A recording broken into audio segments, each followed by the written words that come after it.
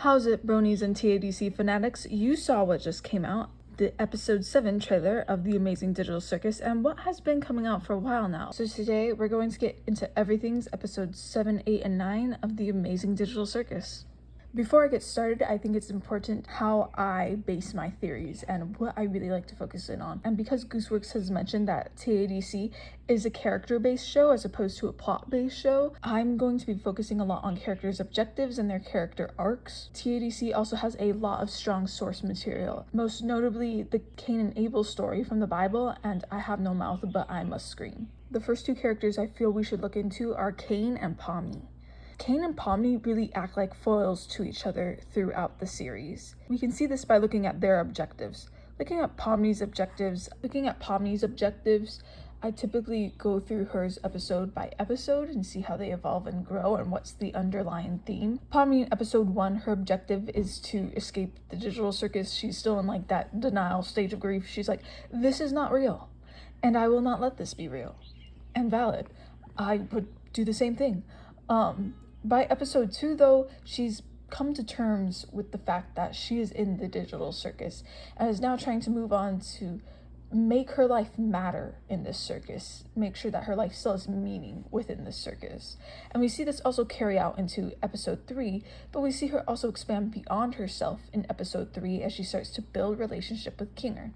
And that's where this idea and this objective of community building really starts to kick in for Pomni, because as we see in episode 4, Pomni is trying to reconnect with Gummy Goo, as well as also helping others like Gangle. And before y'all come at me being like, Gangle and Pomni never talk, let's use some imagination, guys. Because obviously they're interacting more than what we just see in these episodes. So I'm sure at some point they have talked and they are friends at some level. Okay, that being said, she does this thing, which is community building by helping Gangle out, which means a lot to Gangle, and she kind of knows that because she realizes and is emotionally in tune and witnessing what Gangle needs in that moment. Episode 5, we see this continue. She's trying to get to know Jax more and his story. Episode 6, she also tries to get to know Jax more. She also tries to continue to build community with Ragatha by asking Ragatha if she wants to be on her team, and ending the episode with Ragatha at the Favorite Character Awards. I think it's safe to say that we have a good idea of what Pomni's overall super objective is, because we are 2/3 of the way in the series and everything coming up next is going to be more leaning towards a conclusion for the series, and we have a good look into her character already. And this community building is something we see the whole time, and it's really important to your character. Now, looking at Cain's objectives, I look at his a little differently because he's an AI and not a human, which means he functions differently. I split up Cain's objectives into two: purpose and his purpose and his desires. Obviously, he's an AI, he has a purpose. His purpose is to create Avengers for the Amazing Digital Circus. But not only that, he has this bigger purpose of just running the Amazing Digital Circus, running the game, and providing a game for players. That is also plays into his purpose as an AI. Now, it's important to note that he is a generative AI, he creates things, and he is not an assistive AI, meaning he's not built to answer questions, to whatever is commanded of him. He's there to generate content, and especially for Cain, he's there to generate a specific kind of content. And we see him voice that even his adventures have a specific niche and specific rules they need to follow for it to constitute an adventure in his mind. Also, Cain isn't out here trying to create lifelike scenarios, which kind of leads to how he both achieves and fails his purpose. He achieves the purpose he was created for in making these wacky adventures and running a game, and we can see to some degree he is running the circus as he's fixing glitches and bugs everywhere and taking care of abstractions. Now, whether or not that was his original purpose, I don't know, but it's definitely something he takes a part in now. So we see Cain doing all that he can to fulfill his purpose in creating these wacky and big adventures and run a game, but he's never really satisfying the players, which is the secondary part of his purpose, is to run the game for the players and satisfy them. And Cain is at a loss here because exactly what he is created to do and his purpose is at odds with what these players need. And so he's stuck in this loop of not knowing why he can't do enough to please these people. I think a good example of this is Zubul and Cain's therapy session, where Cain is trying to get to the bottom of why Zubul won't go on his adventures. And we know it has not much to do with Cain's adventures, but that's all Cain knows and is programmed to do, and so he keeps bringing the conversation back to his adventures. Not so much to be selfish as just that's the only way he knows how to fix things, that's the only way he's programmed to fix things. And we even see him acting as a generative AI in this scene, as when Zubul does talk about their actual issues, then Cain just responds by creating something, not so much listening or being there or being like an actual therapist. So in this way, Cain is definitely failing his purpose of running a successful game that pleases the players, that people enjoy and appreciate, because that's the point of a game, is entertainment. Pomni picks up where Cain drops the ball. Pomni is emotionally there for the cast. She's there trying to build community. She's filling the cast's emotional needs, something that Cain may not really be realizing is something that's needed in this moment. That is Cain's tension with his purpose, is that it is all he knows and is programmed to do, and yet he can't fulfill it, at least not completely, and when he does try to fill one aspect of it, he's lacking in the other. However, Cain still has more objectives. He has his own desires, and Cain is definitely not as aware of his own desires and his own objectives, but they are there, and we can see this in a lot of these smaller moments that honestly come off a lot like gags. That being said, going back to the Zubul and Cain therapy session, there's this part in it which I think is so darling and cute, when Cain draws a bee and is like, "Look at the bee I drew," and that is just the cutest thing. That's like a little kid going up to their parent and like, "Look at what I made, be proud of me." And that is Cain. He's making these things and he just wants people to appreciate him. That's what he wants. He really desires appreciation, but he lacks to get most of the time. We also see this in episode 5 during the lightning round adventures. And I think it's important to note here that Cain is not opposed to criticism. Cain is very open to criticism. We see this again and again. He's accepting people's suggestions for the adventures. He gets happy when Zubul says that she didn't mind the suggested adventure. And he even finds a way in a lot of them, especially in the first few, how to make it his own and add his own twist on it and still be a part of the creation of the adventure. And I think that's very important to notice. Episode 5, we see this shift in the middle of the episode. In the beginning, Cain is going along with all of these suggestions. He's barely intervening except to tell Jax, "Hey, you're vegan now, that's democracy," or to comment on Jax's acting. But anyway, Cain is pretty okay with all this, and that is until Pomni's adventure, the stargazing one. And that's because this adventure doesn't give him a lot of leeway to do anything, and yet he notices that everyone is really enjoying this adventure and just chilling out. And that threatens him because it shows him that the adventure that he's least involved in creating, the adventure that he has nothing to do with, is the one that they enjoy. And it gives him this idea of he's going to be replaced. I don't think he fully thinks yet that Pomni's going to replace him, but it's definitely the idea that he's getting. And throughout the rest of the episode, we see him get more and more involved within the adventures, all the way to just completely hijacking Ragatha's adventure. So it's pretty safe to say that Cain has this desire to be appreciated, for people to enjoy and appreciate his work. That being said, Cain also just has the exact desire for community. We see this with the other AIs in the circus.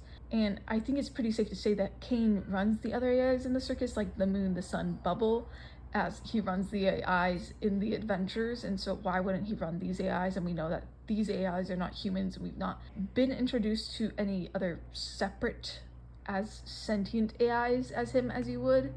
And I feel these AIs kind of end up acting like Cain's subconscious. We see the moon making multiple advances on Cain, and it kind of just shows how Cain just wants a romantic relationship, wants that interest, wants someone to want him.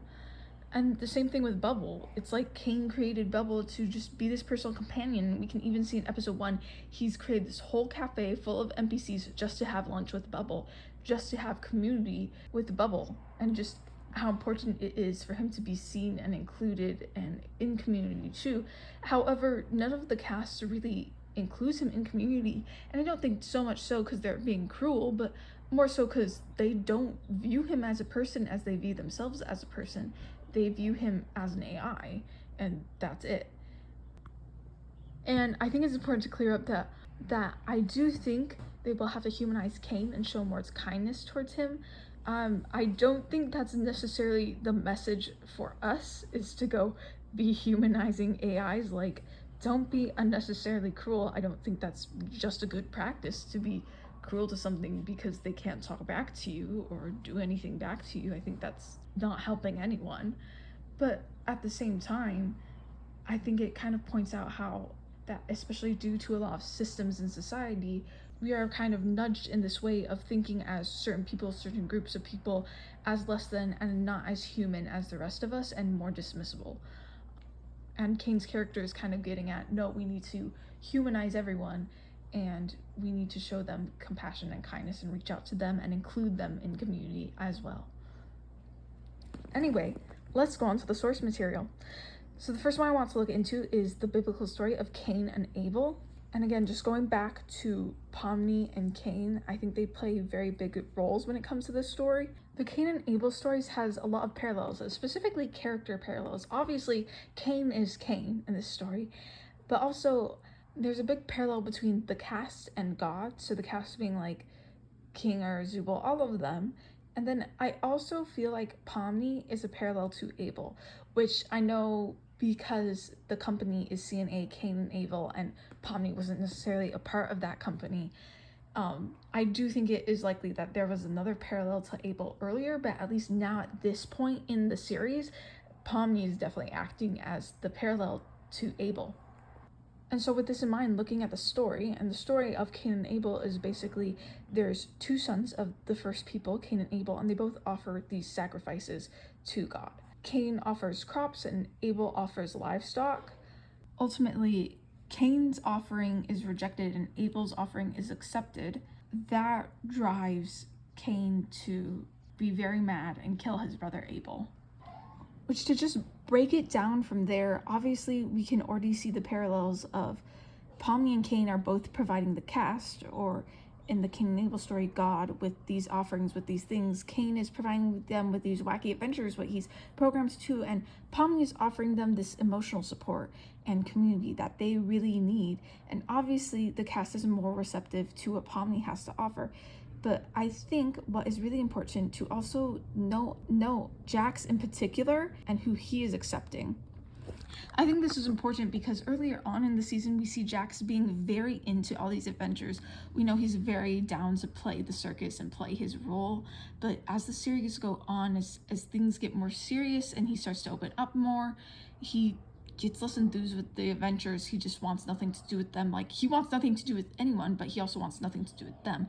And this kind of becomes a ticking point and a breaking point for Cain, because the one person who really enjoyed his adventures and went along with them is now also not wanting anything to do with them, and instead everyone else wants this chill life that he's not even programmed to provide.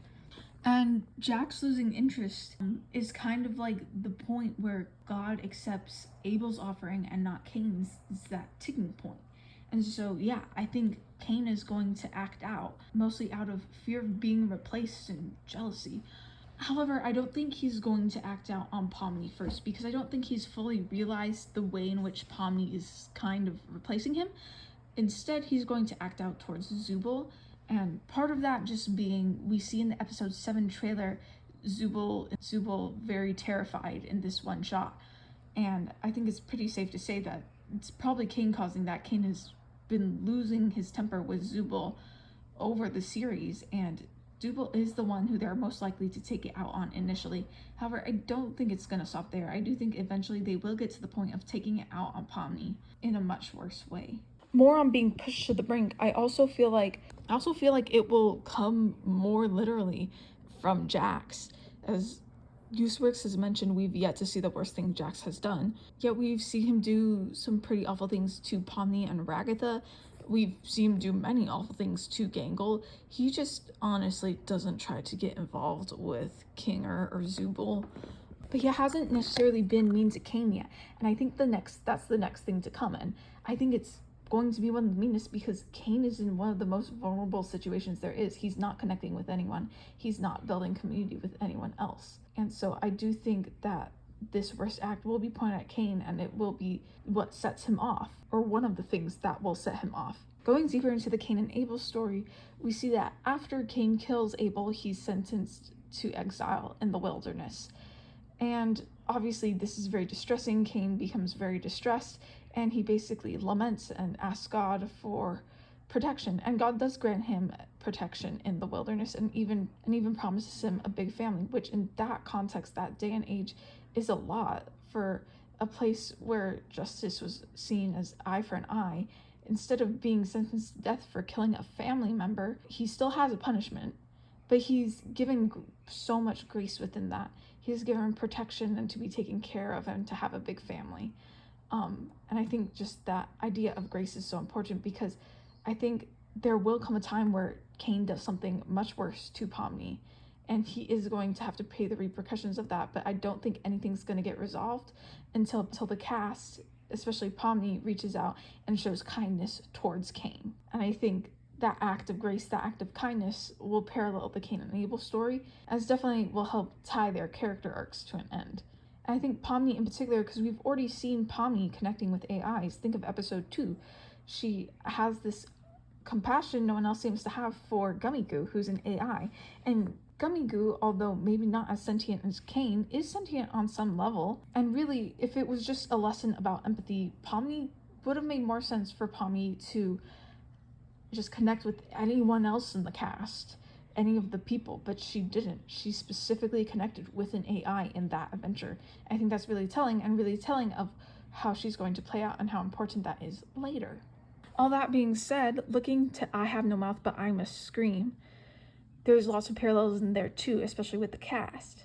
And as I mentioned, please go watch Raider Watch's video, How the Amazing Digital Circus Echoes Its Inspiration, because it is very helpful and they bring up a lot more than I just bring up in here. But as we can see, the cast of TADC is mostly paralleled with the humans in I Have No Mouth and I Must Scream.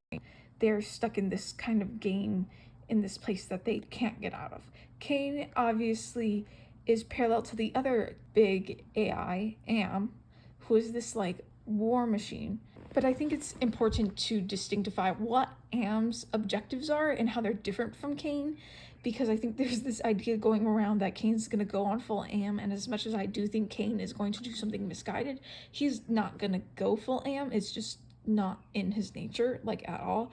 Am was created as a war machine. He's like Cain. He has this kind of unique set of skills he's given, and then this bigger purpose to serve a country, to defend, to help run a country, and then this set of skills being more tailored towards war, since Am was created for the Cold War. And so then when he flips out, it is more in this aggressive way and this hateful way, as such as war. However, Cain's lashing out is probably going to be more along the lines of more extreme adventures, just losing it, feeling unappreciated, kind of how you or me would react if we felt severely unappreciated, except it's on a being that has control over basically the whole universe you're in. So yeah, just a little different. And on the surface level, it seems like Pomni doesn't have a parallel, but I think Pomni does have a parallel, and it's just not as obvious, because Pomni's parallel is not a main character, although Pomni is the main character of The Amazing Digital Circus. And that is, Pomni's parallel is Am's innocence. And to be clear, Am and Am's innocence are two separate characters in I Have No Mouth and I Must Scream, and I'm not saying that Pomni is AI. Look, I do think it's possible, but I don't think it's where the story is leading at all. Thus, I'm not going to touch upon it. Unless for some reason you guys want me to talk about it, then let me know in the comments below. I'll make a video about that, why I still think it's possible, and I'm not going to be surprised if that is what happens. Still don't think it's what's going to happen. Anyway, Pomni is Am's innocence in the way that Am's innocence is kind of like all the good parts left of Am. And Pomni is kind of all these parts that Cain can't figure out. All these emotional needs that Pomni is attuned to that Cain can't figure out. They kind of complete the other. And also, they hold the key to figuring out the other. Am's innocence holds the key to figuring out Cain, where he comes from, what his deal is, how to stop him. And I think similarly, Pomni will hold the key to stopping Cain, as I said, showing him that act of grace and humanity and including him in community. So I think that's really important to note.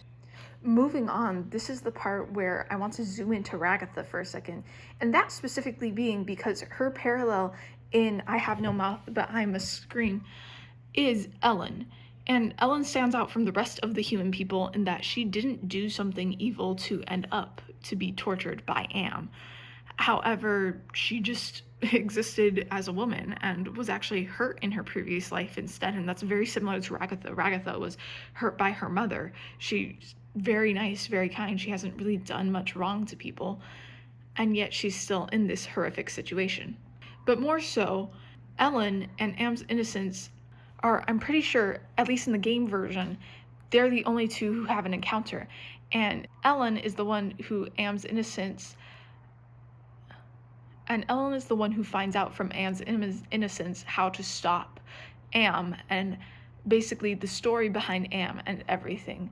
And I think it's interesting to note that in the episode 7 trailer, we get shots of just Pomni and Ragatha alone. And since their parallels are both Ellen and Am's innocence, I think episode 7 is going to be highly paralleled to that scene in I Have No Mouth and I Must Scream, where Ellen and Am's innocence are figuring out how to stop Cain. And I think Ragatha will be particularly important in the next episode and in how to stop Cain. And I think especially because the answer is to show kindness, is to show community, and that's definitely something Ragatha's maybe not the best at, but she does care about, and she does care about other people regardless. And I think that's a place she would be absolutely very useful in. So I especially think for episode 5 that Ragatha is going to play a big role in uncovering whatever we uncover in the next few episodes. Also because she has been there one of the longest, and yes, Kinger has been there the longest, but she's been there the longest and can consistently remember everything. I'll say more about Kinger later. But for now, I want to look at the mannequin. And just all these characters that have been really teased in front of us for a long time, like Gummy-Goo, Ribbit, and Kaufmo. But specifically the mannequin, this NPC who we see lurking around the digital circus all the time. And I really get the feeling that this mannequin is someone who has existed before, and although I don't think they're going to reveal themselves to the cast in this next episode, I do think we will get to know more about them, or just see them more in action at the very least.